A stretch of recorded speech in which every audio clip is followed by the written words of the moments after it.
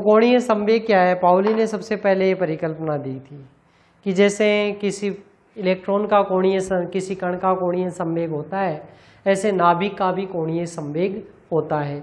अच्छा, होता है तो मान कितना होता है? तो उन्होंने कहा देखो भाई, ये क्वांटीकृत राशि होती है और इसका जो मान रहता है वो ये रहता है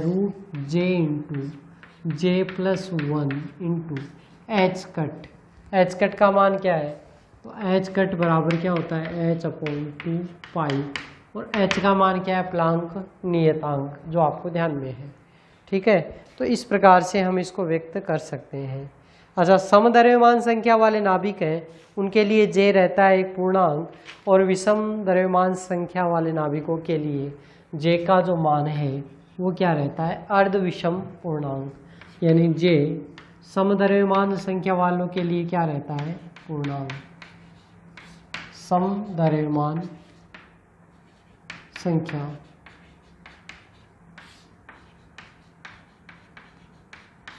और विषम द्रव्यमान संख्या हो तो वो क्या हो जाएगा? अर्ध विषम पूर्णांक।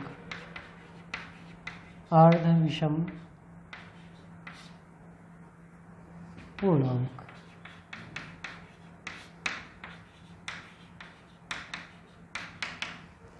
ठीक है, ये j का जो मान है वो होता है √J×J+1। अच्छा, इसके मान कितने होते हैं? अब अनिश्चितता सिद्धांत के अनुसार j का मान और दिशा दोनों का एक साथ निर्धारण नहीं हो पाता है। यानी एक समय में या तो इस j के दिशा का मान ज्ञात कर लो या इसके मान का मान है, जो इसका मान है या उसका पता लगा लो या दिशा का पता लगा लो। कुल मान कितने होते हैं इसका? तो JZ बराबर mj इंटू एच कट, इतना मान है वो होता है। और mj का मान, तो mj कितने मान होते हैं? न्यूनतम तो -j से और अधिकतम क्या होता है? +j। यानी इन दोनों के मध्य रेंज में ये गति करता रहता है। mj का ये मान है वो होता है। ठीक है, तो कितना हो गया? -j से +j, यानी दोनों को जोड़ दें तो इसके अधिकतम कितने मान संभव है? 2j+1 मान mj के संभव है। ठीक है ना, इसके कितने मान संभव है? 2j+1 मान है वो संभव है। क्लियर? अब नाभिक के कोणीय संवेग है वो कैसी राशि होती है? तो एक संरक्षित राशि होती है। यानी सभी नाभिकीय अभिक्रियाओं में नाभिकीय कोणीय संवेग है। नाभिकीय कोणीय संवेग, टॉपिक का नाम मैंने नहीं लिखा, नाभिकीय कोणीय संवेग। ठीक है, तो नाभिकीय कोणीय संवेग है, ये कैसी रहती है? एक संरक्षित राशि होती है। और दो चीज़ होती है इसके लिए, प्रचक्रण क्वांटम संख्या। तो जैसे j का मान होता है ऐसे ही इसके लिए क्या हो जाता है? प्रचक्रण क्वांटम संख्या को किसके द्वारा व्यक्त करते हैं? s। तो s का मान भी क्या हो जाता है? s×s+1h cut. इस प्रकार से हम उसको व्यक्त कर सकते हैं।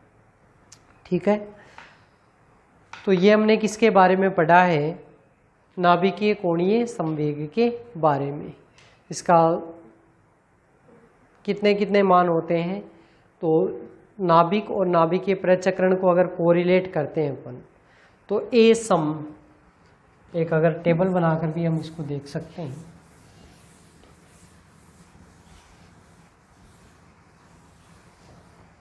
नाभिकीय कोणीय संवेग के लिए नाभिक मान लीजिए, यहाँ पर मैं लिखता हूँ नाभिक, और एक तरफ क्या लिखता हूँ? इसका नाभिकीय प्रचक्रण। इनको डिनोट करें तो नाभिक को किसके, नाभिकीय द्रव्यमान संख्या किसके द्वारा व्यक्त करते हैं? कैपिटल ए के द्वारा। अगर मैं कहूँ कि ए सम है, तो ए सम होने की कंडीशन क्या है? पहली तो क्या है? जेड सम और एन विषम, एन भी सम। ठीक है, जेड यानी परमाणु क्रमांक या प्रोटॉनों की संख्या, और ये क्या है? न्यूट्रॉनों की संख्या। अगर दोनों सम हो उस कंडीशन में जो नाभिकीय कोणीय ये प्रचक्रण है, इसका मान कितना हो जाए? कोणीय नाभिकीय कोणीय संवेग है, उसका मान कितना रहता है? 0। और दूसरी कंडीशन क्या है? कि जेड विषम हो और एन भी क्या हो? विषम हो।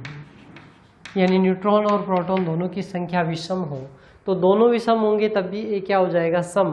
और इस कंडीशन में जो जे का जो मान रहेगा वो कितना रह जाएगा अपने पास में, पूर्णांक मान अपने को प्राप्त होता है 1 2 3, क्योंकि हमने पहले ही कह दिया था कि जब ए सम रहता है तो इसका मान कितना हो रहता है, पूर्णांक प्राप्त होता है। अगर ए सम नहीं है, ए क्या है, विषम है। विषम कब होता है, जब दोनों में से एक विषम हो, यानी एक अयुग्मित रहे, ठीक है ना, बराबर संख्या नहीं रहती है। तो पहला हम कह सकते हैं कि जैसे इसकी 2 स्टेप थी, ऐसे इसकी 2 स्टेज हो जाएगी, जेड सम और एन क्या हो जाएगा, विषम हो जाएगा। एक कंडीशन तो ये है, और सेकंड कंडीशन क्या है, जेड विषम और एन क्या हो जाए, सम हो जाए, तो भी क्या हो जाएगा, ए का मान कितना हो जाएगा, सम हो जाएगा। और इस कंडीशन में इसका मान क्या रहता है, अर्ध विषम पूर्णांक 1/2, 3/2, 5/2, ये हमने लिखा था। तो मैंने कहा था कि सम पूर्णांक और अर्ध विषम पूर्णांक मान रहता है, तो ये मान मैंने इसमें व्यक्त किया है, ठीक है। नाभिकीय कोणीय संवेग, कोणीय संवेग, नाभिकीय कोणीय संवेग या नाभिकीय प्रचक्रण, दोनों में से कुछ भी हम इसको कह सकते हैं। तो ये इसके बारे में बेसिक सी थोड़ी जानकारी थी, वो मैंने आपको बताई है, ठीक है। तो ये हमने देख लिया। अब इसमें 2 युग्मन और आते हैं भैया आपके, एक तो आता है LS युग्मन और एक आता है JJ युग्मन। LS युग्मन और JJ युग्मन क्या होते हैं, LS और JJ युग्मन। हल्के अगर नाभिक है तो उसमें प्रचक्रण कक्षक युग्मन होता है, वो क्या होता है, दुर्बल होता है। यानी हल्के जो नाभिक रहते हैं तो उस कंडीशन में J किसका मान होता है, L + S। ये तो कि S तो किसको व्यक्त करता है, प्रचक्रण को, ठीक है, और ये किसको व्यक्त करता है, कक्षीय कोणीय संवेग को। तो प्रचक्रण और कक्षीय कोणीय संवेग दोनों का योगदान क्या हो गया, अलग अलग हो गया। यानी सभी जितने भी नाभिक में न्यूक्लियॉन्स रहते हैं, सभी न्यूक्लियॉन्स का कक्षीय कोणीय संवेग का अलग योगदान रहेगा और प्रचक्रण का अलग रहेगा।